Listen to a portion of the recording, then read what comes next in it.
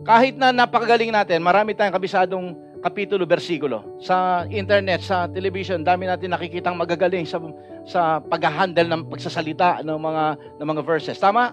You know the Bible. But you see, even though you know the Bible, but you're still unkind, you preach powerfully, but you're still full of pride. You sing beautifully, but you are unforgiving. You serve faithfully, but you are controlled by jealousy. What is wisdom for? Amen?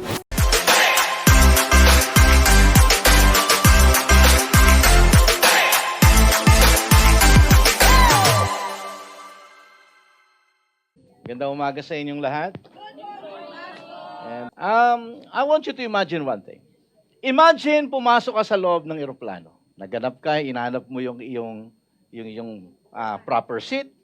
Okay? Pagkaupo mo, biglang nagsalita yung nasa mikropono. This is your captain speaking. Okay? I would like you to know that in 5 minutes, we are about to depart from to take off. Okay? And let me remind everybody that I am a graduate of aeronautical engineering. I have read all of the best book there is, okay, how to fly the plane. But this is my first time to fly a plane, so sit back and relax. I don't know about you, pero kung ako yon, tatakbo na ako sa pinakamalapit na pintuan ng eroplano para lumabas doon. Ang tanong bakit? Because in the moment like that, when the moment really matters, even though nag-aral siya ng aeronautical engineering, knowledge alone is not enough. Amen? We need wisdom. And what is wisdom? Wisdom is to apply the knowledge correctly. Kahit na alam mo ang bagay na yon, if you do not know how to apply it, that's nothing. Okay? Kaya nga kahit pa sabihin niya at pagmalaki niya na siya ay graduate ng aeronautical engineering, okay, without that knowledge of applying it, then diyan ka na, dito na ako. Right? Alam po ninyo, kahit itong pinagmamasdan ko yung nangyayari sa paligid natin. With all this information, like yung information technology that's been going on around us, nasa kamay na natin anytime pwede nating magkaroon tayo. There's endless information nowadays. Just ask Siri, ask Alexa, and ask ChatGPT. They will give you that knowledge, that proper knowledge and things that you need to know in an instant. Tama? I mean, maraming tao, there's an explosion of knowledge going on sa panahon nating ito. But sad to say, with all these kinds of knowledge that is available anytime we want to, people are still living in poverty. We're still living in plague, broken homes, broken relationship, conflict, division, and moral confusion. Bakit? Because people lacks wisdom. That's the reason why, ngayong araw na ito, pag-uusapan natin ang salitang wisdom. That's why pinamagatan ko po ang ating mensahe ngayon. The marks of true wisdom. Ayaw nating tawaging bobo. Ayaw din naman natin tawaging, sabihin natin hindi bobo or hindi masyadong maalam. Okay, let's put it that way. Gusto natin tawagin tayong intelihente. Tama? Marunong. Alam po niyo mga kapatid ko, there are so many people that are masasabi nating mataas ang antas na napag-aralan, but look at their life. Most of them are broken-hearted. Most of them are living alone. Bakit? Because knowledge alone is not enough. As believers, we need more than knowledge. As believers, if we want to live victoriously, we need to learn how to apply wisdom. Sino kailangan ng wisdom ngayon? Amen. Ulitin ko, it's easy to gain knowledge. Particularly if you are a wide reader or you want to to be, kumbaga, aware of the current events. Lahat yan, you can easily get knowledge, but to gain wisdom is, gusto ko maunawanin nyo, wisdom and knowledge are two different things. Never ever think that wisdom and knowledge are the same. No. Kagaya na sinabi ko po sa inyo, knowledge are the things that you have learned, but wisdom is the ability to apply that knowledge correctly. Okay? Tandaan po natin yan. So, as Christians, ang buhay natin mga Kristiyano is not just merely knowing the truth, but living the truth. Okay? It's about applying. It's about seeing, okay, your faith, okay, becoming a reflection of Jesus Christ dito sa ibabaw ng mundong ito. Kanina, doon po sa mga bago, you might be wondering why tinatawag natin ating mga sarili na kingdom people. Simply because tayo po is no longer we're no longer citizens of this world. We are citizens of God's kingdom. Yun ang sabi ni Pablo. Okay? Although we're still living here on earth, we are just sojourners. We are travelers. Okay? Dito sa ibabaw ng mundong ito. And we have no, no business in really getting ourselves immersed or involved sa mga takbo ng sanlibutan ito. We should always be knowledgeable, okay, to know na tayo po ay hindi na talaga taga rito. That's why we need to apply, okay, kung ano yung kultura ng langit dito sa ibabaw ng lupang ito. That is kingdom people. Okay, now tuloy po natin. Since I've been talking about wisdom, okay, every day ang mga anak ng Diyos kailangan ng wisdom. Okay? Binigyan tayo ng bagong puso ng Panginoon. Mayroon na tayong mga bagong puso. Nilagay niya ang ating spirito. Ang ating spirito na namatay, na born again yan. Pero hindi ibig sabihin yan, ikaw ay matalino na. Ikaw ay may wisdom na. Okay? Araw-araw, alam ni Satanas na pwede tayong gumawa ng bagay na hindi kalooban ng Panginoon. Araw-araw, we have to make a decision. Whether decide according to the will of God or decide according to your personal will. If you will be able to decide according to the will of God, you need wisdom. Okay? And if you will decide according to the ways of this world, your personal desire, it's another wisdom. Mamaya pag-uusapan natin yan, but it is the worldly wisdom. Pag-uusapan natin yan. Sapagkat gusto ko lang maintindihan natin bilang mga anak ng Diyos, araw-araw, you're facing a lot of different difficult decisions. There are complex relationships. Okay? Araw-araw yan, iba-iba yung inaano natin. There are temptations. There are conflicts. There are problems and trials. Now, in facing those things, you need wisdom. Kasi pagkagagawa ka ng desisyon, you need wisdom to discern the will of God. Lord, ano ang gusto mo rito? Tama? That's wisdom. Okay? Alam natin yung knowledge na, pero Lord, paano ko gagawin ito? If you are hurt, if somebody offended you, you need to ask wisdom from the Lord. Okay? On how to respond graciously doon sa ginawa sa'yo. You need wisdom on that. In everything you do, you need wisdom. In order to build a healthy relationship with your family, with your friends, with your co-workers, you need wisdom. In handling success, kung ikaw ay nagiging matagumpay sa iyong buhay, in handling success, if you will not ask God for wisdom, you can develop pride. You can see yourself as better than the person sitting beside you. You also need wisdom if you are gifted, if you have talents. Because without it, you cannot use it for the glory of God. Kung maganda kang kumanta, maaaring sabihin mo siguro, pang-artista ako, singer ako. Naintindihan po niyo mga kapatid ko, you need wisdom. Sabihin mo sa sarili mo ngayon, I need wisdom. So, in short, okay, becoming a Christian does not automatically make you wise. Okay? Napakaganda, alam po niyo ngayon, pag-uusapan natin dito ngayon, ay isang bagay na importante, yet practical. Pag-usapan natin kung ano yung sinabi ni James. Alam po ba ninyo na isa sa mga topic ni James nung sinulat niya in the epistles, the book of James, is wisdom. Okay? Tandaan natin yan, tinuturuan niya yung mga Kristiyano sa Asia Minor on how to really attain wisdom. Okay? Ang sabi po ng Proverbs chapter 2 verse 4, hindi ko na po sinulat dyan. Okay? Sabi niya, search for it as it is like a hidden treasure. Ang wisdom daw po, tandaan natin, ang wisdom, one of the wise person that ever lived on this earth is King Solomon. And that wisdom, when he started to write the book of Proverbs in chapter 2 pa lang, sabi pa niya, you have to search for it like a hidden treasure. Search for it. Okay?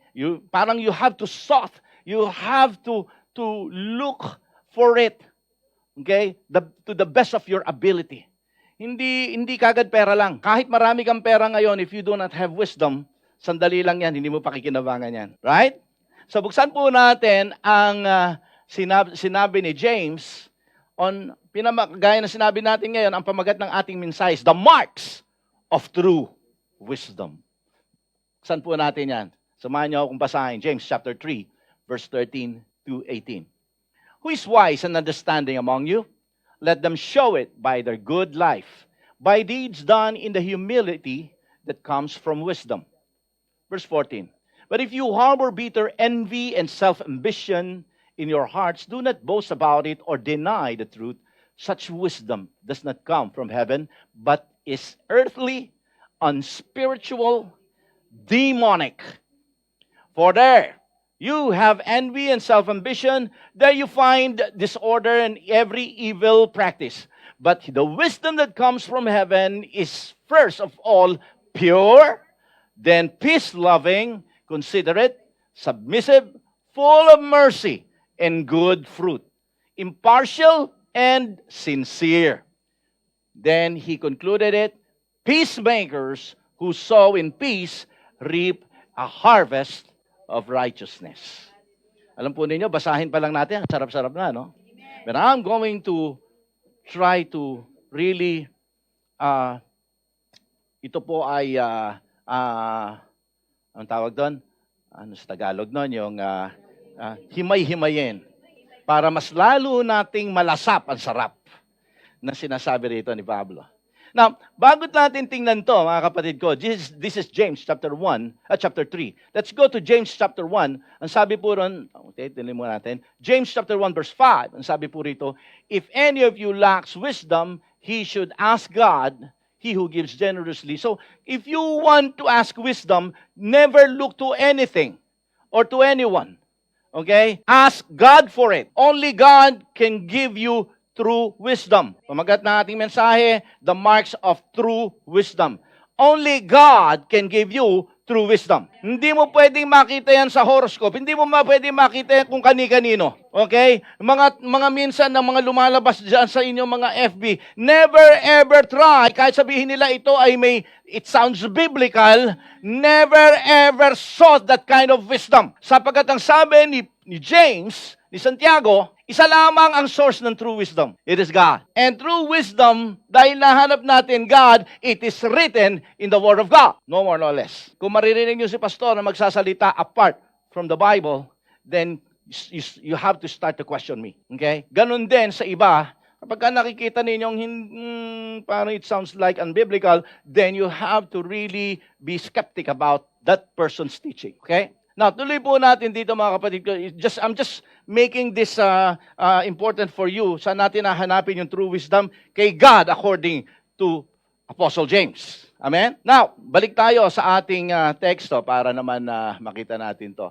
Inumpisahan kagad dito, here, James begin with asking an important question. Okay? Sabi niya rito na kinakailangan daw po tayong kinakailangan daw ang pamumuhay ng isang tao, dito natin makikita kung ikaw nga ay totoong wise, okay, sa ating pamumuhay. We can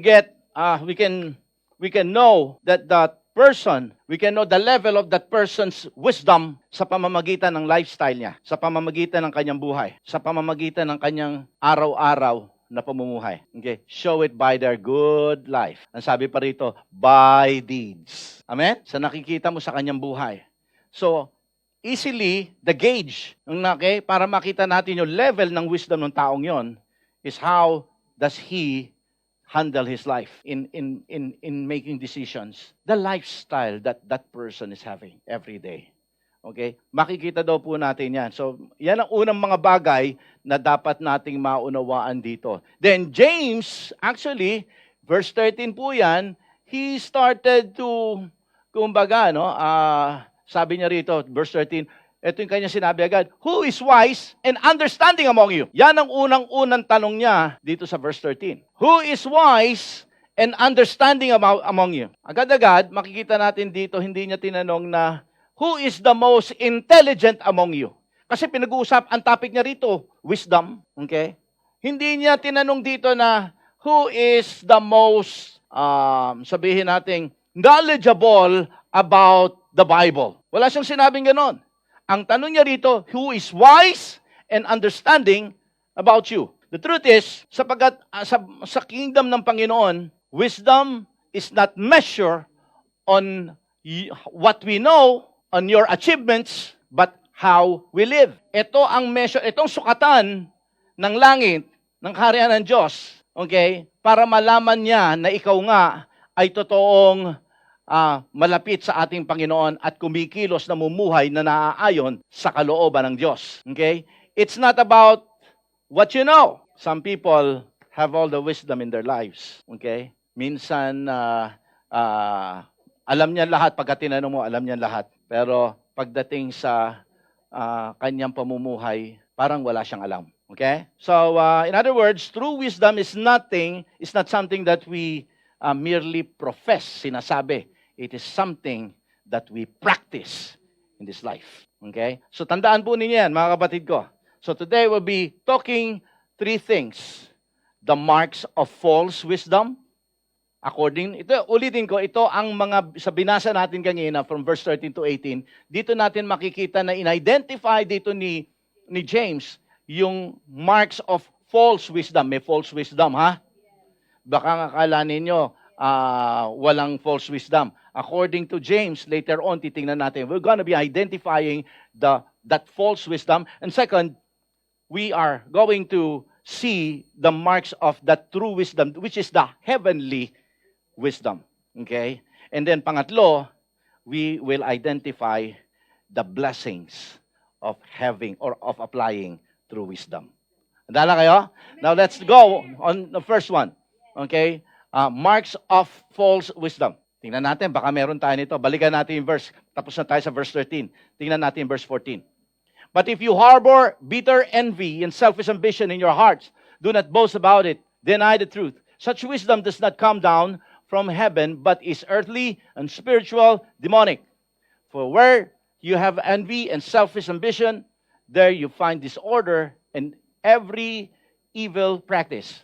Now, unang bagay natin makita rito, mga kapatid ko, James begin with exposing the wisdom that appears to be very attractive but very destructive. This is the false wisdom.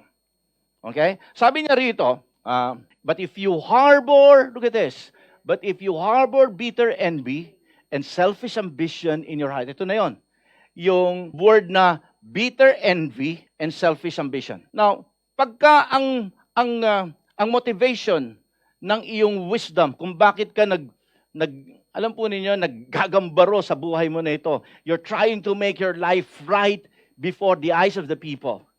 If you have this kind of feelings, bitter envy and selfish ambition, this is very important, okay? Sapagkat kapag meron tayo nito, I don't care kung gaano ka ka-successful sa buhay mo na ito, okay? You can never have the right wisdom, okay, na gusto na ipamuhay mo ng Panginoon sa buhay mo. Now, sabi po rito ay bitter envy. This is in English, nahirapan silang, tawag dito, gumawa ng isang word dito dahil walang isang word na ito sa English. Okay?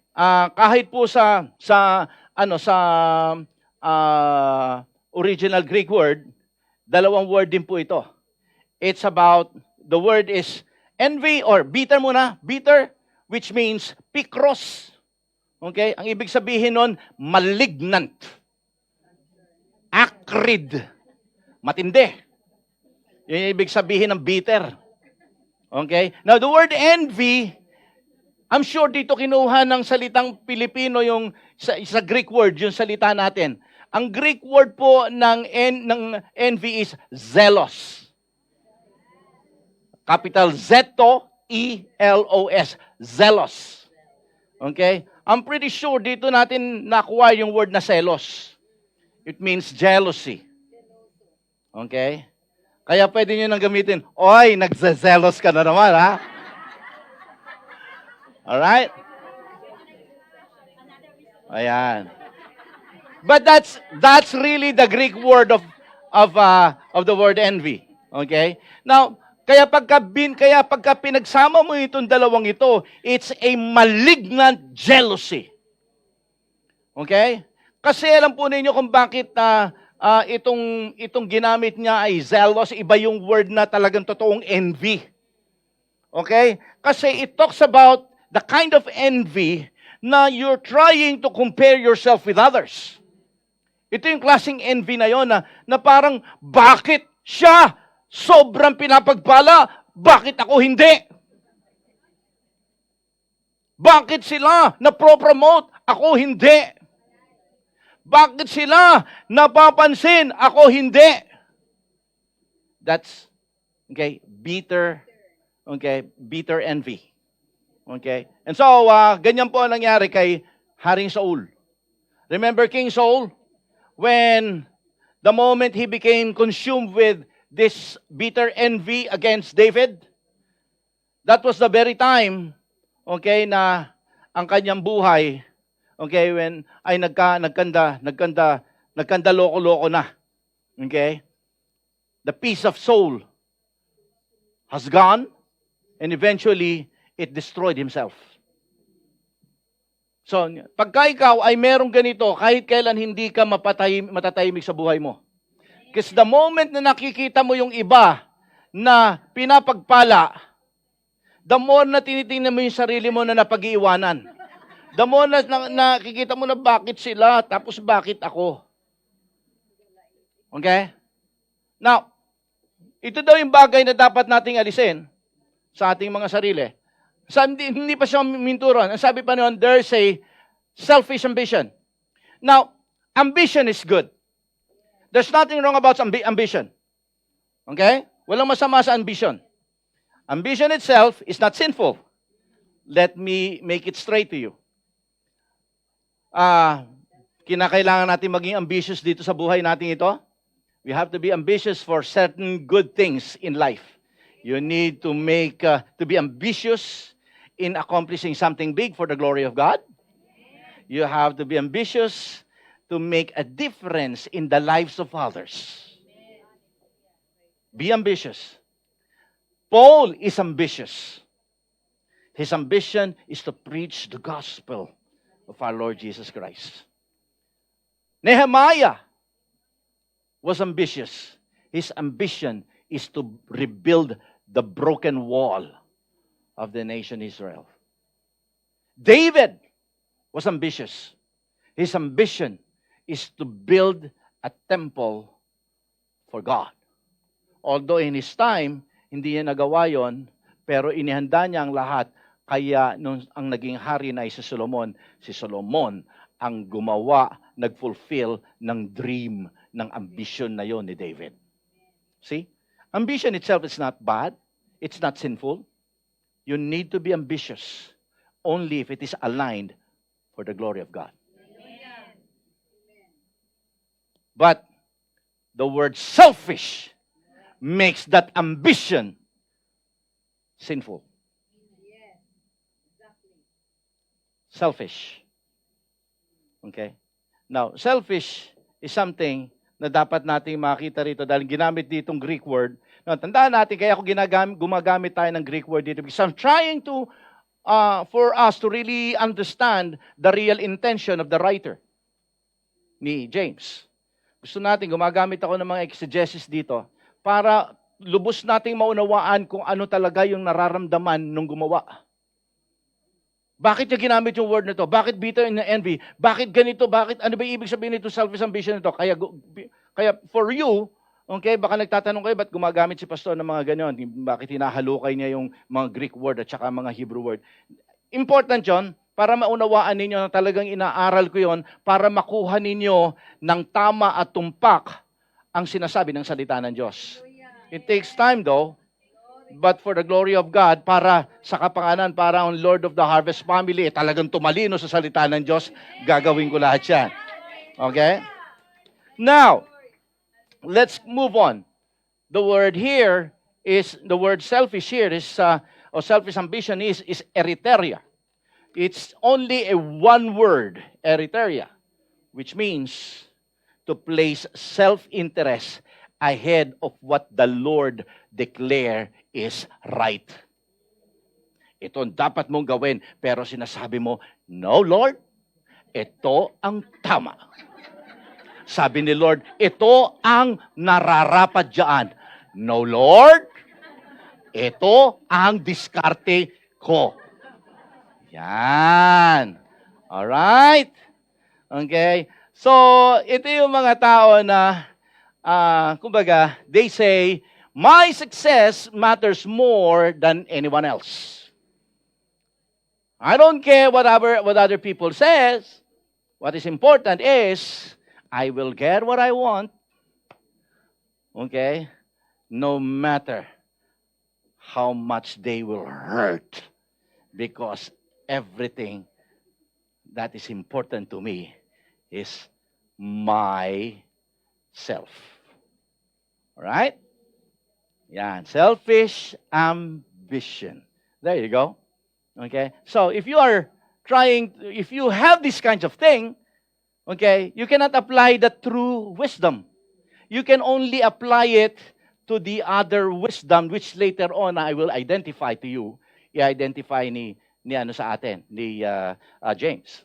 Tingnan po natin dito, nakakatakot ang selfish ambition because it can create strife, it can create division sa church, okay, sa pamilya, it will create disorder because you're putting yourself upon the throne, okay, instead of Jesus Christ.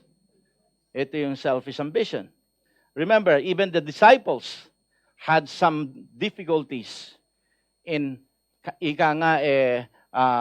putting Christ's priority first. Nung mga bata pa sila sa Panginoon, nung nalaman nilang aalis na si Jesus Christ, anong nangyari? Nag-aagawan sila sa trono. Ako ang gawin mong leader. Okay, pag umalis ka. Naalala natin yung istorya na yun, dalawang magkapatid. Sinama pa yung nanay nila. Tama po ba? Okay? I mean, those are selfish ambitions. Okay? A person with selfish ambition will stop at nothing just to fulfill their desires. Yan po ang gusto kong maunawaan natin. They will just do anything. They will kill, steal, cheat, and everything. Lie sa mga bagay na yan. So, then, okay, James, through these verses na binasa natin ngayon, he started to identify the source of false wisdom. Dito makikita natin that he identified two kinds of wisdom. Naalala niyo kanina, sabi ko sa inyo, there's the one na sinabi ko kanina, the true wisdom comes from God. James chapter 1 verse 5, tama? But dito, sabi niya ganon, etong si bitter envy at saka si selfish ambition, dito siya nagta-thrive. Dito sa second kind of wisdom. And this is sabi po rito, let's continue to read the verse. 15. Such wisdom does not come down from heaven, hindi daw galing sa langit. Yung wisdom na mayroong bitter envy at saka selfish ambition. So, ibig sabihin, ano ito? These are earthly, okay, worldly wisdom. Now, kita natin. Sabi niya rito, he identified these things na itong earthly wisdom o itong worldly wisdom, una sabi niya ganoon, these are the characteristics, okay, ng worldly wisdom. First, it is earthly, okay? Hindi ibig sabihin nito makamundo. Ang ibig sabihin nito, earthly means ang standard nito nakaayon sa standard ng mundo. Hindi ayon sa standard ng Diyos. Remember that there are two standards that we're living in. As a Christian, okay, nung hindi pa tayo born-again believer, when you are not yet a part of God's kingdom, okay, your standard is the worldly standard. Kung ano yung sinasabi ng mundo, gagawin mo. Kung ano yung fashion ng mundo, ganun ang gagawin mo. Kung ano yung bagong sayaw sa toktik, yun ang gagawin mo. Tama po ba? Okay? Now, ngayong tayo ay, okay, kingdom people na, you now have the transcending, okay, upper level standard. And that's the heavenly standard. Amen? Because you now know the Word of God. And that should be our standard. Now, this worldly standard, according to James, is earthly. Okay? Because the measure of their success depends on money, depends on popularity, depends on position. That's the reason why Kaiser Lutheran Church, position is a big thing for those people who wants recognition. That's why yung mga disipulo ay ako ipalit mo, ako ilagay mo. Right? This worldly standard that I'm talking about measures their success through their achievements. Okay? Yun po yung sinasabi ko ngayon sa inyo, mga anak ng Diyos. It's about... Amen? I mean, my perfect example for this is the people, Nimrod and his people, when they decided to build the Tower of Babel. Tama? They wanted to reach heaven through their own power. And which they did. Nakita ng Diyos. Hinahamon siya ng mga taong kanyang nilalang. Alam natin naging storya. Okay? Sabi ng tingnan niyo yung kanilang desire. This is very important. Genesis chapter 11 verse 4. Ito ang sabi nila Nimrod. Come, let us build ourselves a city and make a name for ourselves.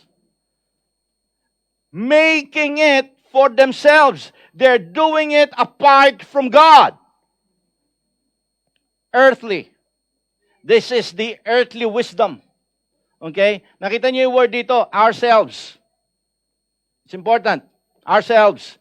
Dalawa niyang beses ginamit yan. Let us come build ourselves. Make a name for ourselves. Diba? This is the way of the world. Build our own. Make a name for our own. Okay? There was no concern for God's glory or God's will. All they wanted is significance apart from the glory of God. This is earthly. Kaya sabi ni James, mag-ingat kayo, ha? Baka kayo, naglilingkod kayo, baka kayo nandyan at ginagawa ninyo ang pinaglilingkuran nyo yung sarili nyo. Particularly if you have this bitter envy or selfish ambition. Gagamitin ka pa ng Panginoon, why not? But, lahat ng ginagawa natin, if we bear such thing, it's not the kind of wisdom, according to James, na hinahanap ng Panginoon sa atin. Kaya, kung magpapagamit tayo sa Panginoon, lalo na yung mga anak ng Diyos na nakikinig sa atin ngayon, okay, gusto ko maunawaan po ninyo, if there's anything like that inside of our hearts, let us be true because this is the time na gawin natin ang kalooban ng Panginoon ayon sa kanyang kalooban. Ayon sa kanyang kalooban. Amen? Now, so alisin natin yung ourselves. Okay? Alisin natin yan. Okay? Sapagkat pagkaparati nating sinasabi yung ourselves, okay, hindi tayo magiging masaya sa paglilingkod kay Lord. Lalo na pagka hindi na tayo, kumbaga, nare-recognize. Okay? Importante ito. Now, tingnan natin. This world, itong mundong ito, madalas tinuturuan tayo ng earthly wisdom. Minsan sa atin, ako lalo na tayong mga mahihilig sa scrolling, okay? Baka minsan nadadala tayo ng mga itinuturo ng mundo. Ang mundong ito, tinuturuan tayo ng wisdom. Anong wisdom nila? Success is everything. Okay? Follow your heart. Di ba tama? Follow your heart. Okay? Do what you feel is right. Because that is your right. Tama? Now listen to me. Okay? I mean, kapag hindi natin ito, hindi tayo nag-compare notes sa Biblia, okay, at pakikinggan na lang natin, titingnan natin, this sounds good. Okay? Alam po ninyo, pagka ganyan ang pakikinggan natin, it will destroy your relationships with your families and with other people that surrounds you and your relationship with God. Totoo yun, mga kapatid ko. Pagka ganitong mga prinsipyo ng mundong ito, na it sounds good, it sounds great, success is everything, okay, do what you feel is right. Alam po ninyo, it will, you will, kaya kita po ninyo sa mundong ito, kahit yung mga sikat na mga tao sa mundong ito, anong nangyayari? They sacrifice their families for their career. They compromise just to be promoted. Tama? Okay? They neglect God in pursuit of success. See? And that's the reason why, okay, malinaw yung sinasabi dito ni it's earthly. And second, he started to, it's not just earthly, sabi niya ganoon, unspiritual. Now, ang ibig sabihin ng unspiritual dito, mga kapatid ko, it's natural, it's carnal. Okay? Ang ibig sabihin ng unspiritual, it's soulish. Okay? Ibig sabihin dito, mga kapatid ko, you're just leaning on your natural instinct, your natural intelligence. Yan lang, diyan tayo nagiging no? Diyan tayo nakafocus. 1 Corinthians, sabi po ni Paul, in chapter 2, verse 14, the natural man does not receive the things of the Spirit of God. Hindi daw natin kayang maintindihan at makuha ang bagay na ibinibigay ng Espiritu ng Diyos. Because you operate apart from the Spirit of God. Alam po ninyo, kahit na talented tayo, punong-puno tayo ng ability, at tapos ka pa ng Bible school or whatsoever, okay? Hindi ito guarantee na ikaw ay gagamitin ng Panginoon agad-agad. Hindi. Let me give you some example. Yung mga Kristiyano sa Corinto. The reason why the First Corinthians was written by Paul is because he wanted to remind the Christians in Corinth, okay, hey, mayayaman kayo. Hey, matatalino kayo. Kasi napakayaman talaga ng Corinth. Actually, living in Corinth is something special. Para ka nakatira sa Ginza. Alright? Sa Pilipinas, para ka nakatira sabihin natin bahala na kayo, yung mga mayayaman. Okay, bahala na kayo dyan. I mean, you know what I'm saying, okay? Now, Corinto, sabi niya, I mean, you're gifted, you're wealthy, you have everything. Okay? Pero, anong sabi niya rito? Kaya niya sinulat to. Sabi niya gano'n, tingnan mo na, meron kayong gifts of the Holy Spirit, pero nagkakagulo-gulo sila doon. Ano nangyari? Sabi niya gano'n, ayusin niyo yan. Ayusin niyo yung Christian life niyo. Okay? Dahil hindi yan ang basihan, okay, ng totoong tagumpay sa mata ng Panginoon. Okay? Sapagat yan ang measurement, Ang ginagawa nyo, mini-measure nyo yung tagumpay nyo sa standard ng mundo. Huwag yan. Okay? So nagyabang sila sa kanilang abilidad, sa kanilang mga gifts, sa kanilang talent. Here, babalikan natin yung ating verse, okay, sa James chapter 3. Sabi niya, such wisdom does not come down from heaven, but is earthly and spiritual. Ibig sabihin, okay, nire-remind tayo ni James. Pinapaalalahanan tayo ni James that the ability, your talent, your gifts, your beauty, whatever you have, are not equal to spirituality. Don't ever think that you are so talented. You can sing beautiful worship song.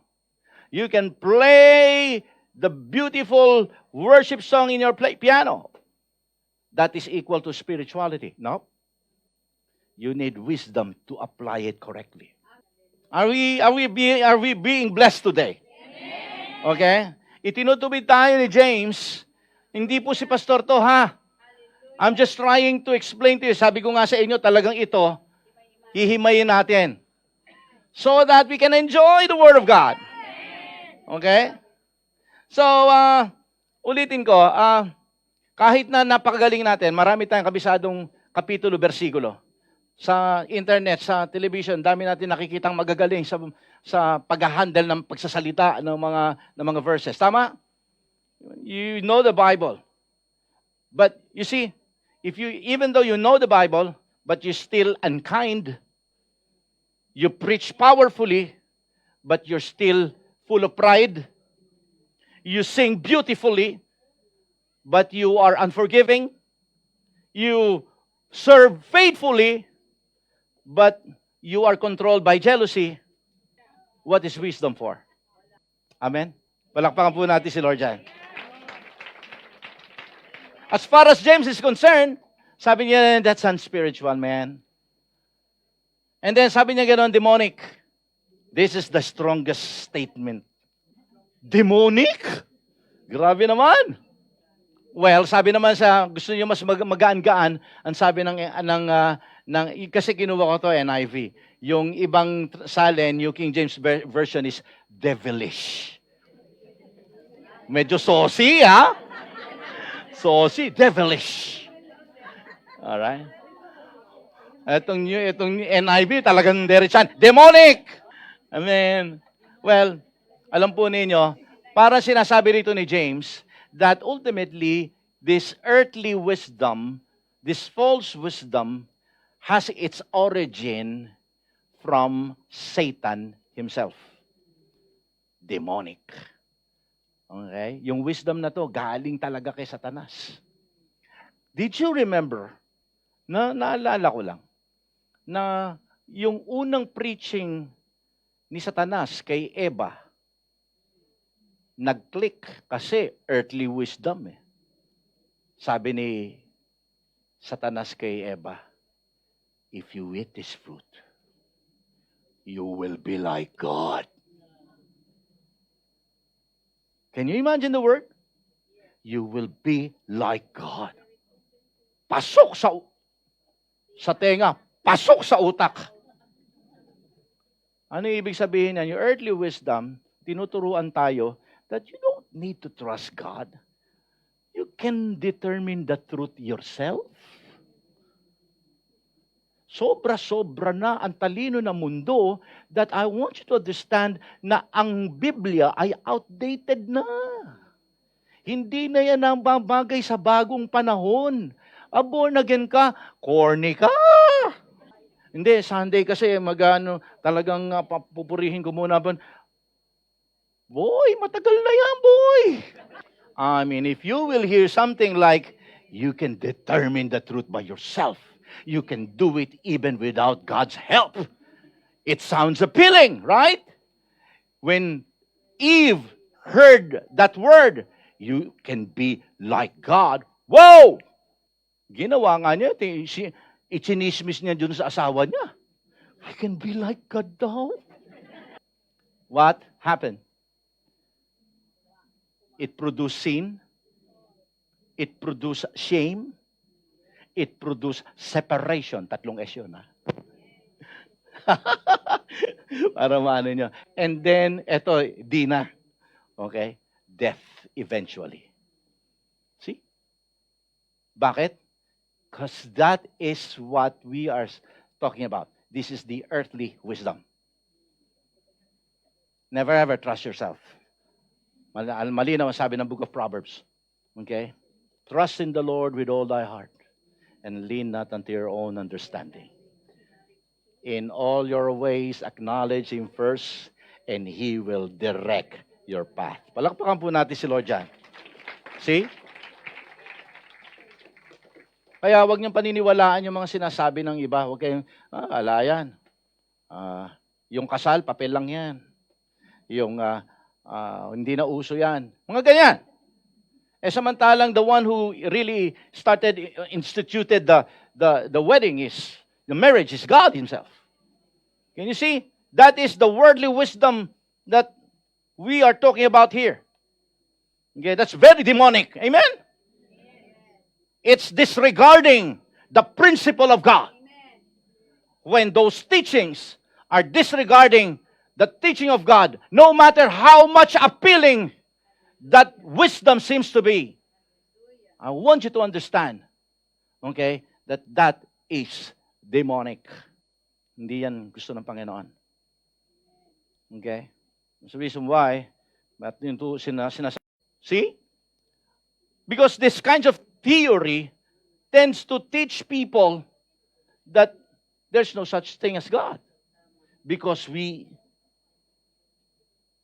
came from evolution. You came from a monkey. Pagka naniwala kayo at nag-uusap kayong pareho kayo naniniwala, nag-uungguyan kayo. Palakpakan po natin si Lord dyan. Okay? Now, that's the mark of false wisdom. Okay? Now, tumingin na tayo doon sa pangalawa. The marks of the heavenly kingdom, which is the true wisdom. Okay? Nakita ninyo, kung babasahin lang natin ng gano'n yung ating teksto, naintindihan ninyo, na-enjoy nyo na. Pero pagka pinapakinggan ninyo ng mayroong expository style of preaching, enjoy na enjoy tayo, di ba?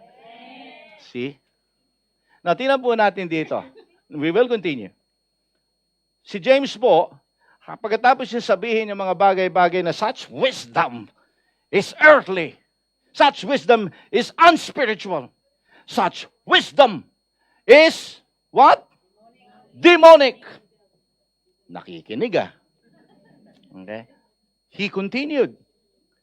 Hindi niya tayo iniwan lang doon. After exposing all this false wisdom, he turned the eyes of his readers. Okay? And say, tingnan po natin ngayon, verse 17 na tayo.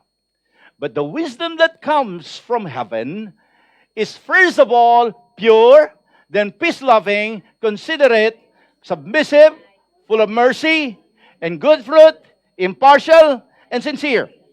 Now, he started to say, but the wisdom that comes from heaven. So, he's now trying to introduce us to the true wisdom in verse 17.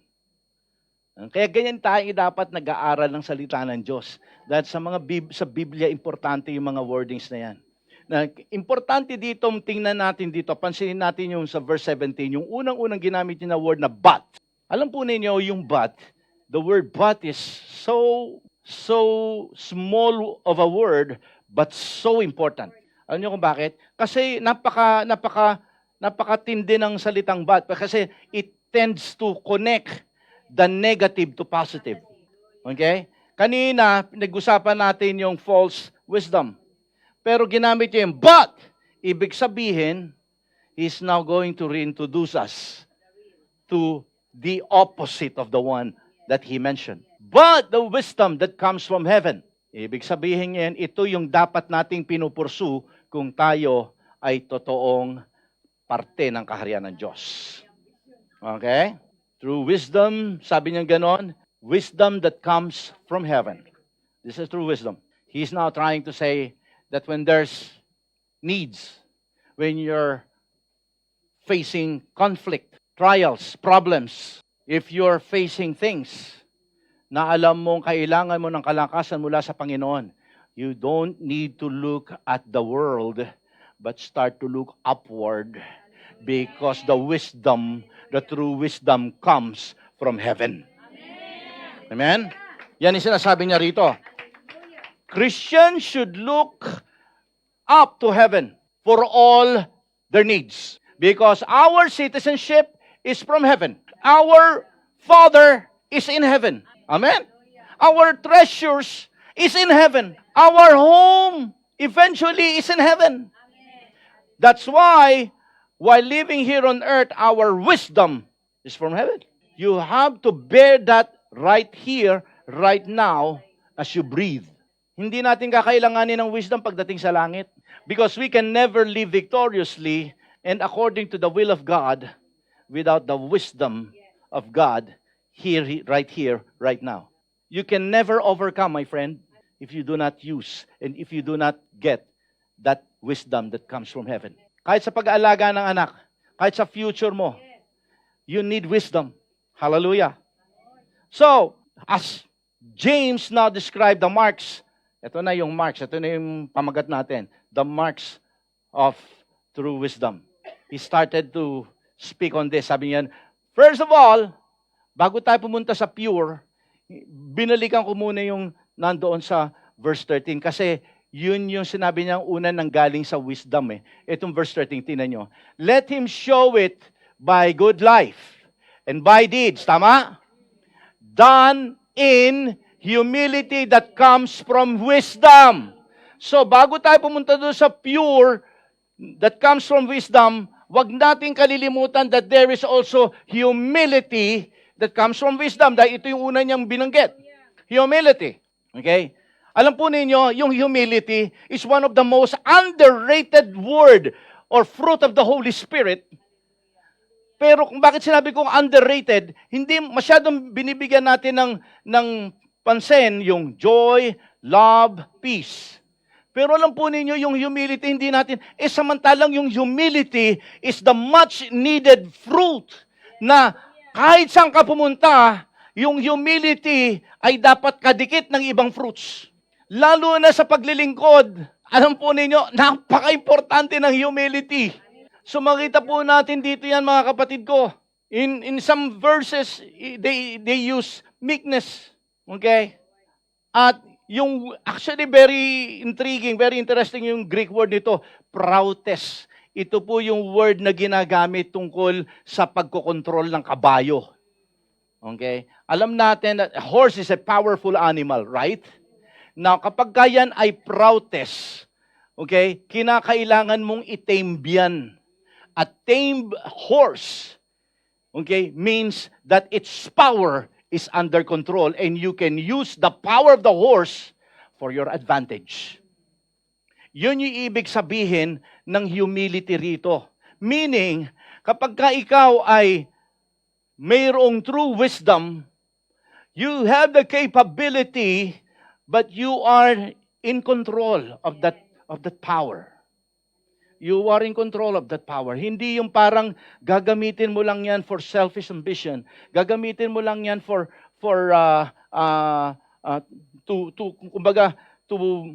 parang mapagaling mo lang yung nararamdaman mong bitter envy. Humility is so important. I'm so blessed with people who serve God with humility. Alam po niyo, isang bagay kung gusto niyo ma-impress ako, yung tao na, nakikita kong, he's not somebody, but he's just right there, or she's just right there doing their own thing for the glory of God without really being recognized. All they sought is the recognition that God will give them when they meet the Master face to face. Okay? Welcome, my good and faithful servant. That's their ultimate goal. Now, tingnan po natin dito, una yan, humility. Okay? Then, tuloy natin. But wisdom that comes, that's the one, wisdom that comes from heaven, ay humility, tuloy natin. But the wisdom that comes from heaven is first of all, ito na, punta na tayo sa pangalawa, pure. Pagka sinabing pure, ano po yan sinasabi niya, Pastor? Pure means you are free of defilement. Meaning to say, okay, you are without flaws. Yung iyong damdamin, yung iyong iniisip. Okay? Pure. You are morally clean. You are free from hidden agenda or hidden motives. Gumagawa ka, naglilingkod tayo because you are, it's enough for you na magampanan yung pinagagawa sa'yo ng Panginoon. That's purity, my friend. Ibig sabihin dito, ginagawa mo ngayon ang iyong paglilingkod ng walang kapalit. Tama yun. Kuha nyo. Talagang, itong dalawa to, talagang nakaano sa akin okay? Walang nasang manlamang, walang nasang mandaya, hindi nanamnamantala.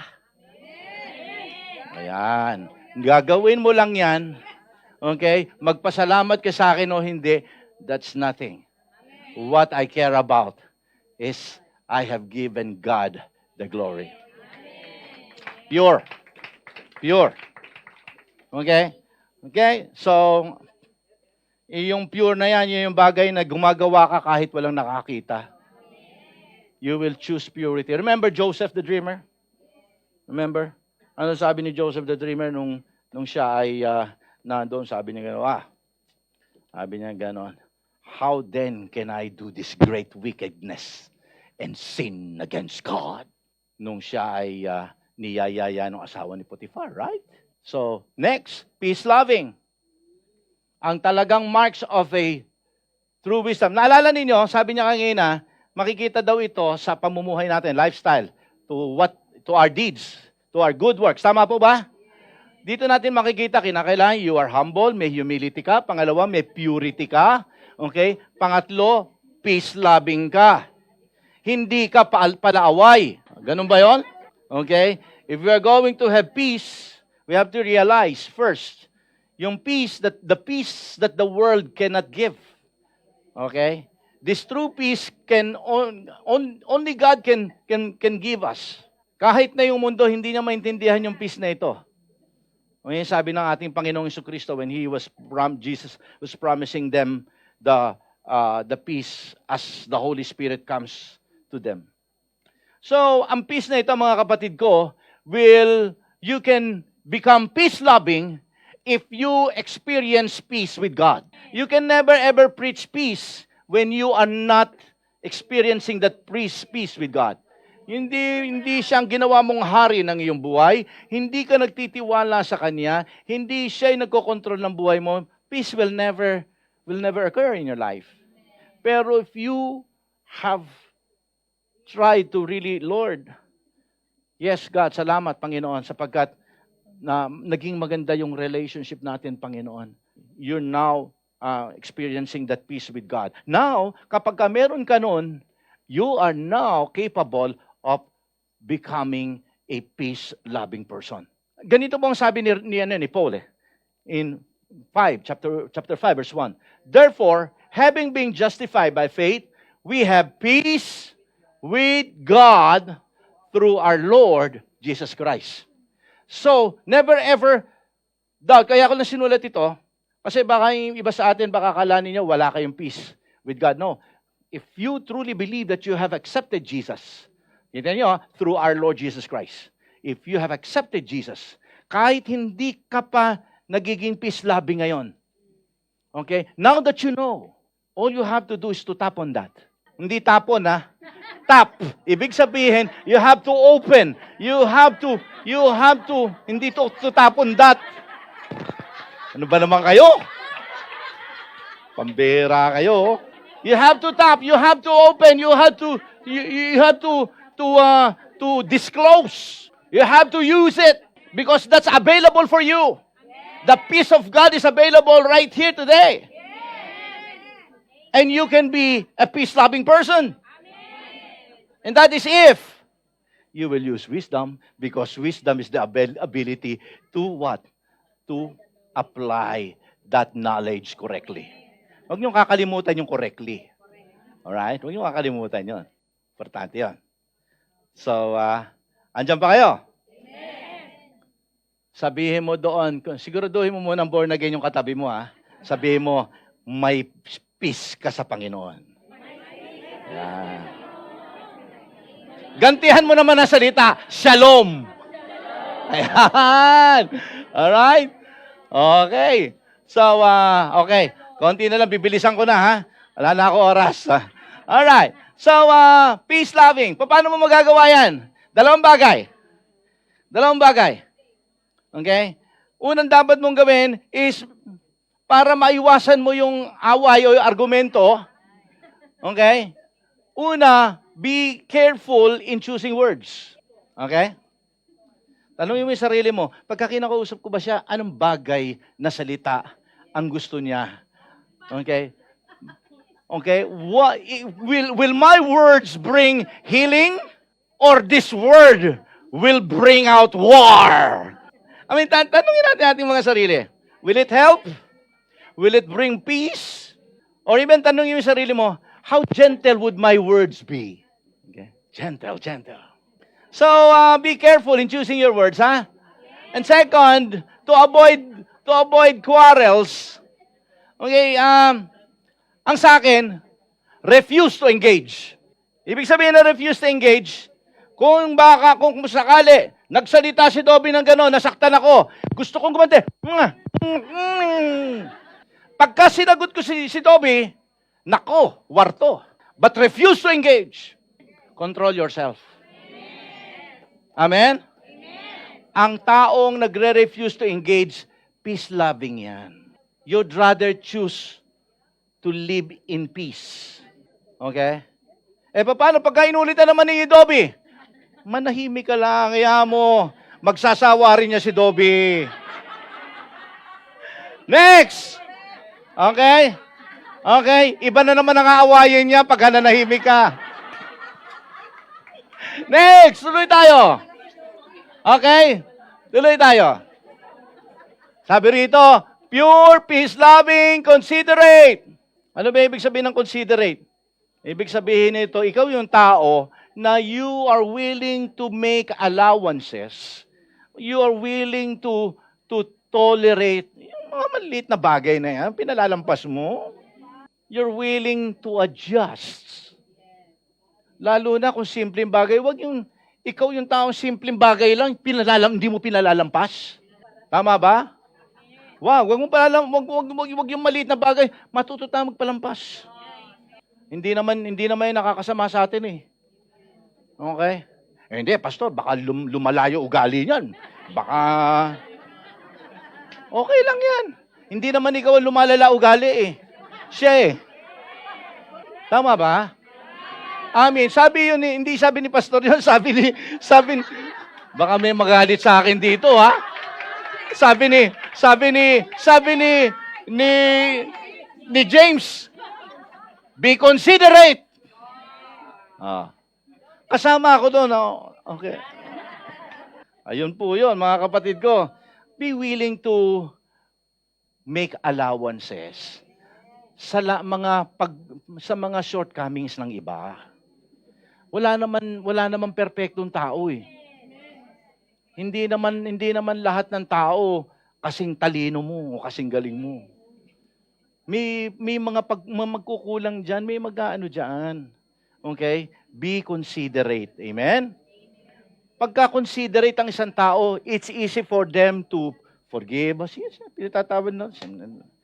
Okay? It's easy for them na palampasin, or it's easy for them just to, okay, ayos lang yan. Alam niyo, minsan kapag nakikita ng mga tao na ganyan ka, na very considerate ka, magiging iba rin yung approach nila sa'yo eh. Magiging iba rin to ah. Kasi lalo na kung yung taong hindi siya considerate, pero ikaw nakikita kanya considerate ka, pwede ka niyang gayahin, i-emulate ka. Gayahin ko na lang kaya ito. Kasi siya hindi struggle, ako nag-struggle eh. Tama, mali? Di ba? Considerate. Next, submissive. Tandaan natin, pinag-uusapan natin dito, wisdom. Applying that knowledge correctly. Okay? Ito na yan, pure. humility or humbleness, pure, peace-loving, considerate, submissive. Ito yung taong you need to begin to know how to be willing to yield. Pasakop. Hindi lang siya pagpapasakop eh. Ito yung tao na kapag submissive siya, he's a person who is always open to be rebuked, to receive correction, not criticism. Kasi criticism or constructive criticism, it's still criticism. Okay? It's always destructive. Depende yan, lalo na sa karamdam, kung may taong sensitibo.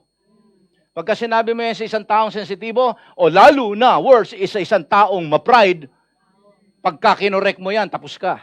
Maghahalo ang balat sa tinalupan. Okay? But, that's another sermon. Nandito tayo. Okay, dito tayo sa submissive. Okay, siya yung taong teachable.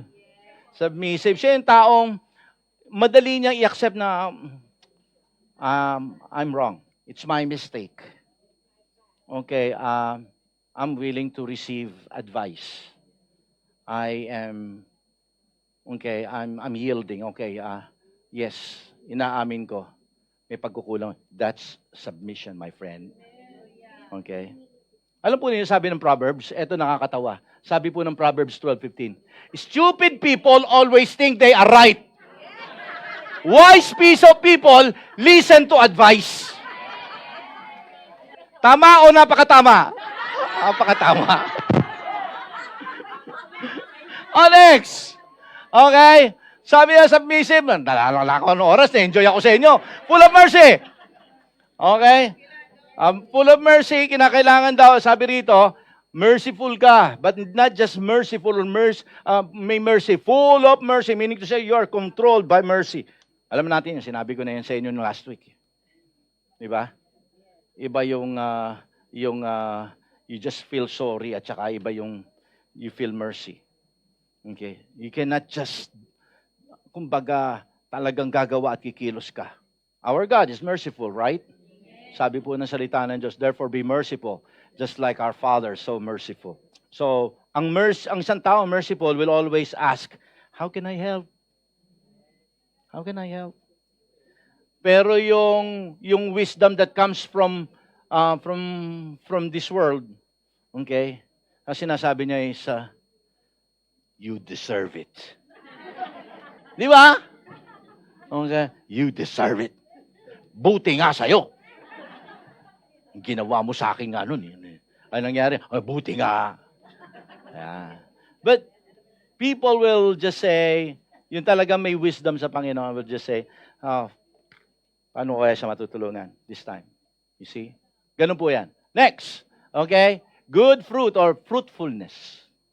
Kinakailangan may fruitfulness daw po tayo. Simple lang yan. Through wisdom, kapag tayo po ay talagang nandoon sa kalooban ng Panginoon, we will just naturally bear the fruit of the Holy Spirit. Even without working on it. Nagugulat ka na lang, biglang nagkakaroon ka ng joy, nagkakaroon ka ng peace. Ikaw na magugulat ka. As you grow in the Word of God, maniwala ka.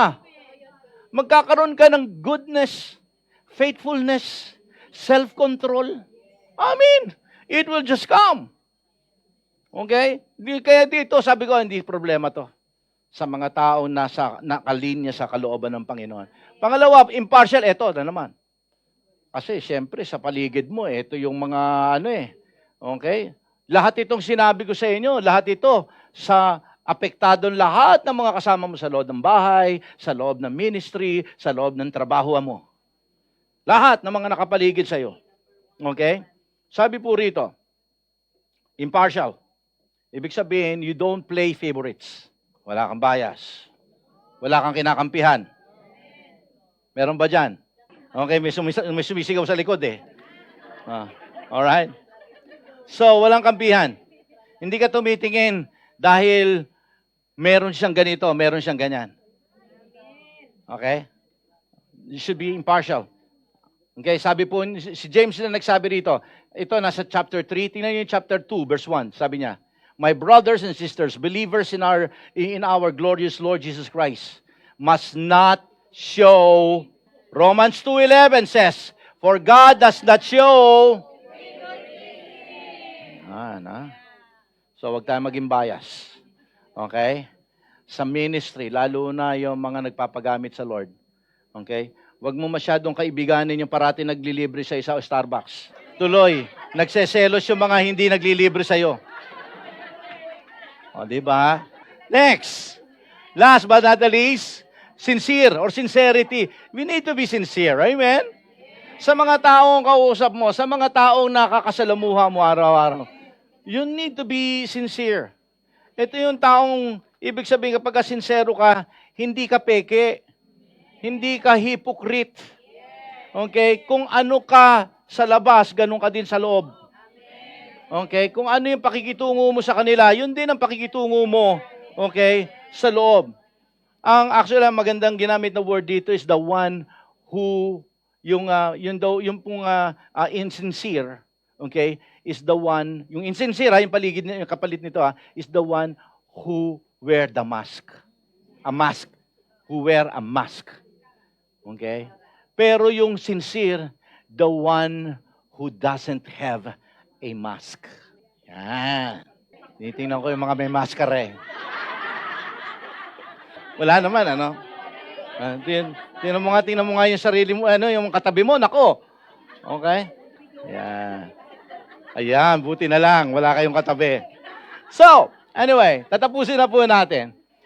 In third, bibilisan ko na lang ito. In verse 18, he finished his beautiful, James concluded this with, he concluded this true wisdom with a beautiful picture of a farmer gathering, sowing a seed. Sabi po niya, verse 18, peacemakers, ginamit niya, word na peacemaker kasi yung peace loving ginamit niya ritong example. Peacemakers who sow in peace raise a harvest of righteousness. Kasi alam niyo, actually kung lalahatin natin yung sinabi natin kanina rito, purity, mercy, considerate, okay, peaceful, peace-loving, lahat na ito, no? Ano ito eh? You will be a peacemaker eh. Pagka meron ka nito, if you're a person with true wisdom, magugulat ka. Magiging hindi ka lang peacemaker, kundi magiging blessing ka sa iba. That's the reason why ang blessing ng isang taong gumagamit ng true wisdom ay blessing sa ibang tao. Una, ito ang mga blessing na tatanggapin mo. Una, you will please God. That's the first thing. That's the first blessing, the spiritual blessing that you will receive. You will please God. Tayo dito sa ibabaw ng mundong ito, our ultimate goal, okay, is to please our King. Tama? Is to please our King. Hindi tayo man-pleaser. Ang gusto natin, lahat ng gagawin natin, maging kagalakan sa mata ng ating Panginoon. Okay, in everything we do, pag-awit, pagtugtog. So, reason why, minsan nakikita niyo ako, nag-alala ng tambourine na tumutugtog ako doon. But sabi ko, Panginoon, kahit nandito lang sa sulok, Lord, gusto kong gawin yung the best ko para makakontribute ako para maging maganda ang pagpupuri namin sa iyo. Kahit nandun ako sa gilid na yon. I'm not doing this para lang maging maganda yung tugtugan natin. You know, I'm doing this, Lord, kasi ang heart ko rito, Panginoon, ay kahit sa maliit na bagay, makapag-contribute ako para maging masaya ang aming pagpupuri sa iyo. Ganun yung heart ko doon. Okay? So, hindi mo kinakailangan ikaw yung nandoon sa sentro. Hindi. Because serving God is the matter of the heart. And when it's the matter of the heart, it's the matter of motive. You check on motive, the motive of the heart. And if the motive is right and aligned with God, then everything that you do will have no problem. Amen? Tayo po lahat ay tumayo. Hallelujah. So, gusto ko may unawaan natin dito. Sabi dito ni James, when you sow peace, when you're peace-loving, When you sow mercy, when you become merciful, when you sow consideration for others, sabi niya ganon, huwag ka mag-alala, hindi yan kabawasan sa'yo, ikaw ang mag-harvest niyan. Kasi as you sow, you will reap. Anong maririp mo? Righteousness. Righteousness. I mean, there's nothing like receiving, blessing such as righteousness. Katuwiran ng Diyos. That's why, napaka-importante po ng wisdom. The source of that righteousness comes from applying right wisdom. I'm praying that everybody will now begin to exercise wisdom by putting the knowledge that they have learned from the Lord, applying it correctly in their lives. Okay? Sabi po ni Haring Solomon, wisdom is the principal thing. Therefore, get wisdom. I mean,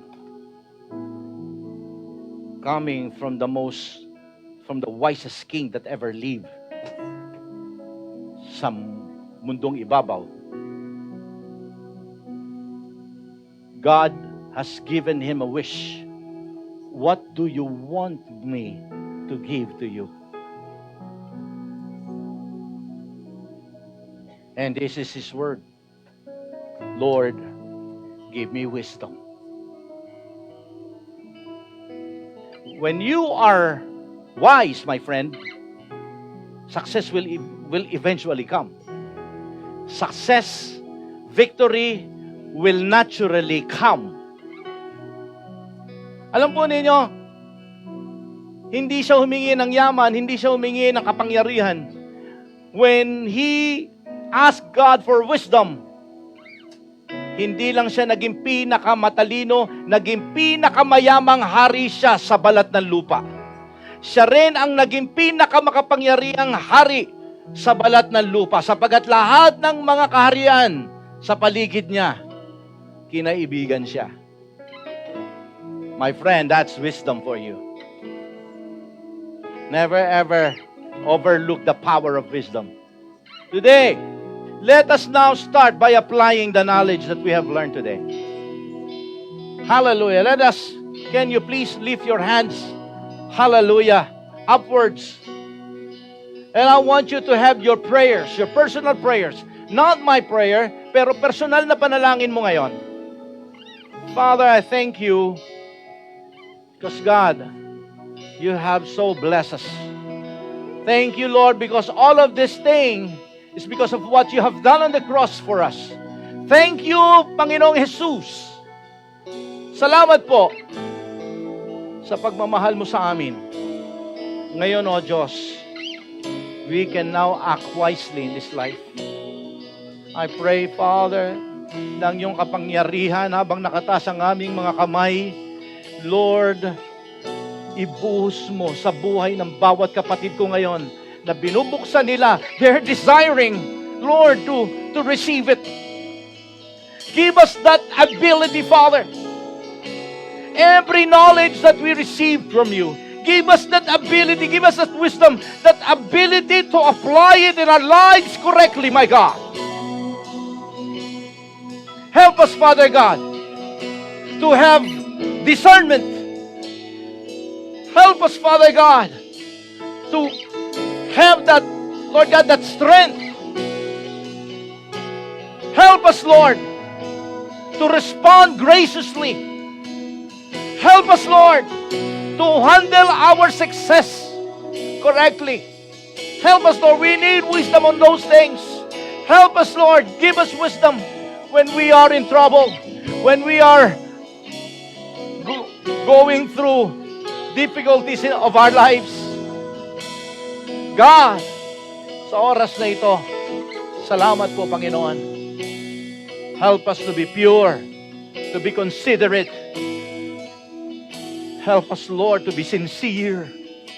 Help us, Lord, hallelujah, to be humble in everything that we do for your glory. God, muli, papasalamat kami sa iyo. Come on, everybody. Just give Him the glory today. Hallelujah. Yes, Jesus. You're worthy to be praised. The glory and honor is yours, oh God. Hallelujah. Salamat sa iyong mga salita. In Jesus' name. Hallelujah.